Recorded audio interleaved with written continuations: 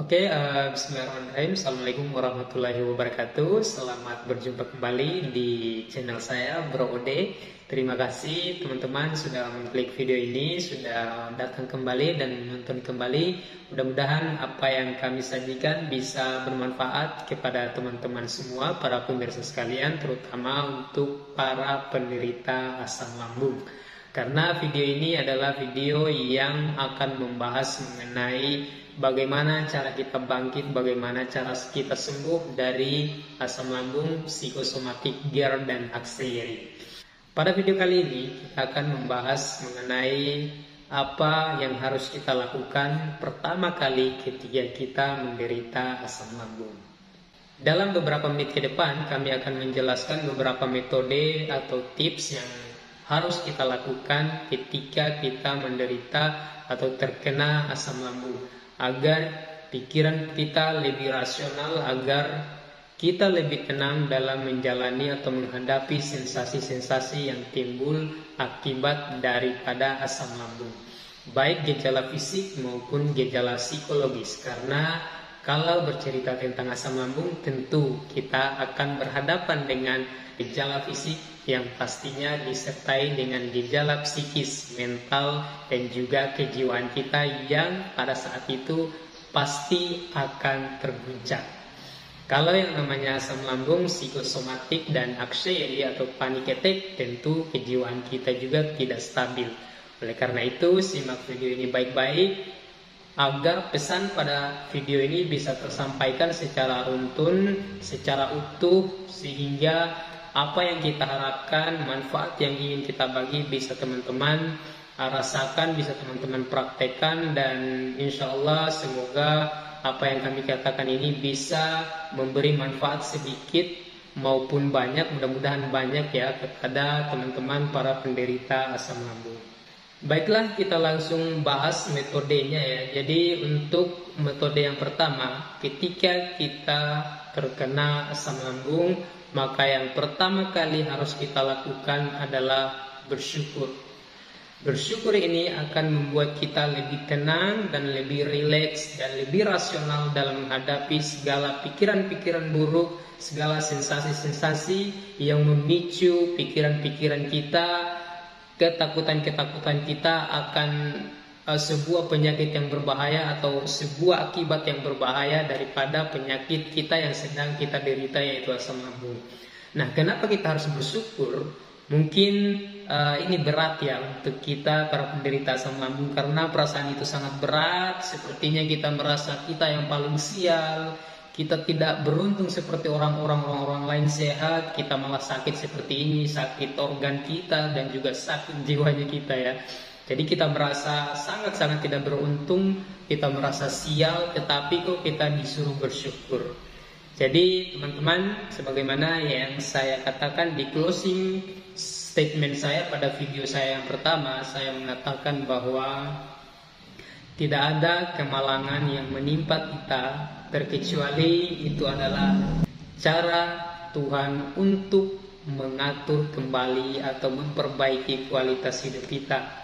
Mungkin selama ini kita sudah mengabaikan hidup kita, mungkin selama ini hidup kita sudah tidak teratur, berantakan, baik dari segi pola makan, dari segi mental kita sudah tidak teratur. Contohnya ketika kita lapar, ketika lambung kita meminta, kita sibuk, mungkin kita masih banyak pekerjaan lain sehingga kita cuek ketika lambung kita meminta untuk diisi ya. Seperti saya, ketika saya sibuk, lapar pun saya cuek. Nanti gemetaran, lapar sekali baru kita cari makan. Ini tidak baik ya. Pola makan seperti ini sangat tidak baik. Jadi di sini kasih sayang Tuhan diturunkan kepada kita, seakan-akan Tuhan menegur kita kembali, mencolek kita. Hai bro, atur kembali pola makanmu. Kamu sudah lama hidup berantakan seperti ini. Atur kembali pola pikirmu. Yang selama ini kamu sering stres, sering kecapean karena kerja. Ayo relax, ayo jangan stres. Kemudian, ayo bro, kamu sudah lama tidak pernah mengingat saya. Jadi saya colek kamu dulu supaya kamu datang kembali padaku agar kamu bisa mendapatkan hati yang tenang.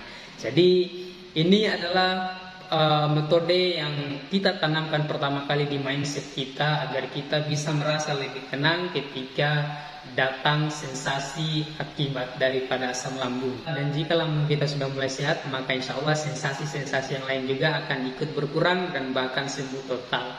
Dan ketika kita sudah bisa memanage pola pikir kita, maka kita akan merasa lebih tenang ketika sensasi-sensasi itu datang. Sama halnya dengan kehidupan spiritual kita, jika kita selalu mendekatkan diri kepada Tuhan kita terlepas dari agama kita apapun. Kalau saya sebagai seorang muslim, mungkin kita bisa sholat atau berzikir untuk menenangkan diri ya. Kalau teman-teman yang dari agama lain, semua agama ada proses-proses spiritual yang bisa membuat atau membentuk jiwa kita bisa lebih tenang. Jadi ini yang dilakukan agar kita bisa meminimalisir dan juga mengatasi sensasi-sensasi yang muncul akibat asam lambung itu. Kemudian metode kedua untuk mengurangi sensasi baik fisik maupun psikologis atau mental ini adalah kita sebisa mungkin berkunjung ke dokter atau ke orang yang memahami atau memiliki ability atau kemampuan untuk memeriksa atau melihat apa yang sedang terjadi kepada kita. Jadi kalau saya mengunjungi dokter ahli, atau kalau tidak ada di tempatnya setidaknya dokter umum saja atau orang-orang yang paham tentang kesehatannya. Jadi kita kunjungi mereka, kita memeriksakan diri, kita memeriksakan kesehatan kita, dan insya Allah hasilnya sensasi-sensasi atau sakit-sakit fisik yang kita derita adalah akibat atau pengaruh daripada asam lambung yang naik. Maka di situ dokter akan menyarankan kepada kita jalan-jalan yang bisa ditempuh seperti mengkonsumsi obat untuk mengurangi gejala-gejala fisiknya. Kemudian dokter akan memberikan penguatan bahwa ini tidak kenapa-kenapa, semua yang kamu rasakan, pikiran-pikiran negatif seperti sakit jantung, sakit kepala atau sakit kepala yang parah ya, kemudian takut mati dan lain-lainnya, itu adalah hanya sebatas sensasi. Sebenarnya kamu baik-baik saja, itu semua terjadi karena asam lambung.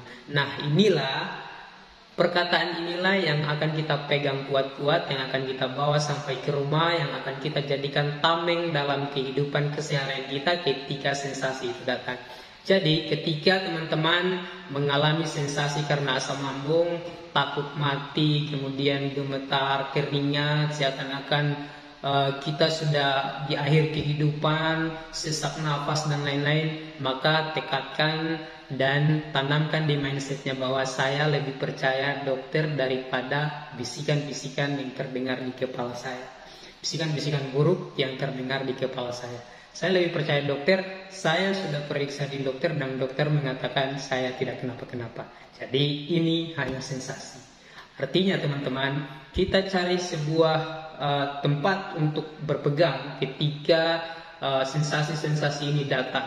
Jadi ketika sensasi-sensasi ini datang menghampiri, kita berpegang kuat pada prinsip kita. Kita jadikan perkataan dokter itu sebagai sebuah prinsip, sebagai sebuah patokan atau kompas acuan yang harus kita pegang kuat-kuat ketika semua pikiran-pikiran yang mengganggu itu datang menggerogoti kita ya, datang mengganggu kita, datang memaksa kita untuk kita terhanyut dalam pikiran-pikiran itu. Maka berpeganglah di perkataan dokter tersebut yang kita sudah jadikan tameng untuk melindungi diri kita.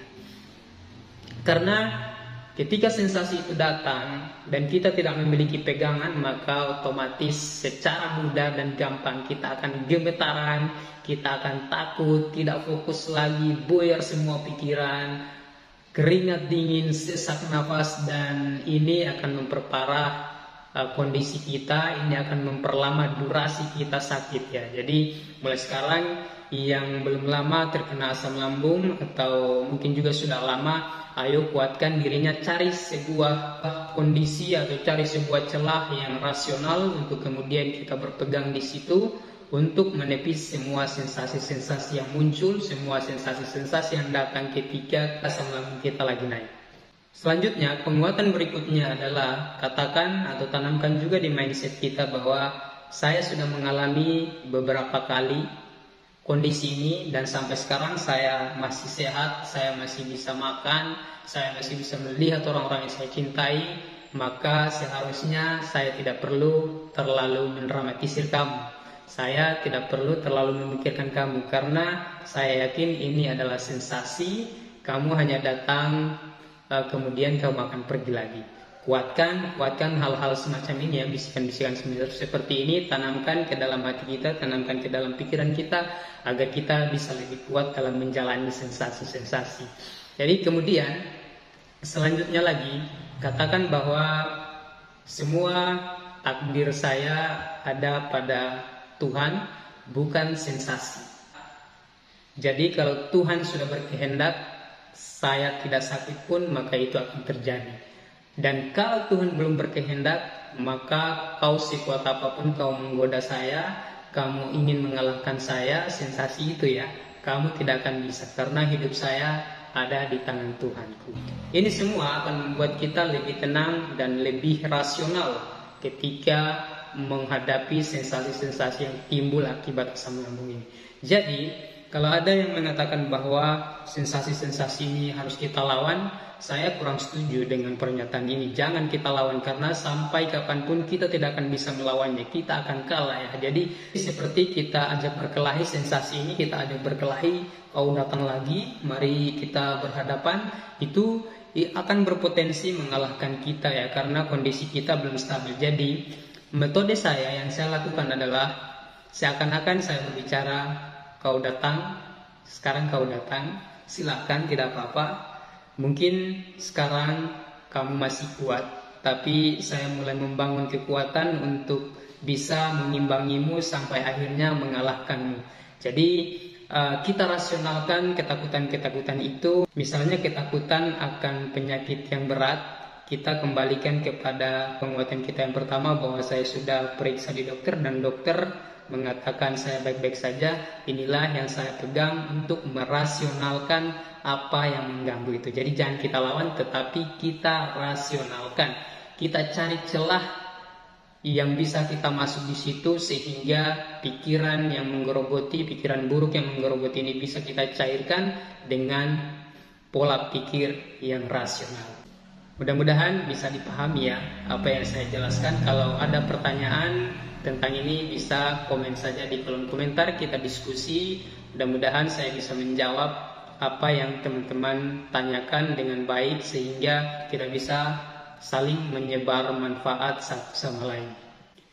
Dan mungkin itu saja dulu untuk kesempatan kedua ini. Kita akan bertemu lagi di kesempatan berikutnya. Masih banyak yang ingin saya sampaikan, tetapi karena mungkin durasinya juga kelamaan, jadi kita bagi di video-video berikutnya lagi. Dan sebelum saya tutup, saya mendisklaimer lagi. Di awal saya tidak mendisklaimer, dan saya disklaimer dulu ya. Saya bukan dokter, saya bukan orang yang berasal dari pendidikan yang memahami kesehatan dan ilmu kesehatan.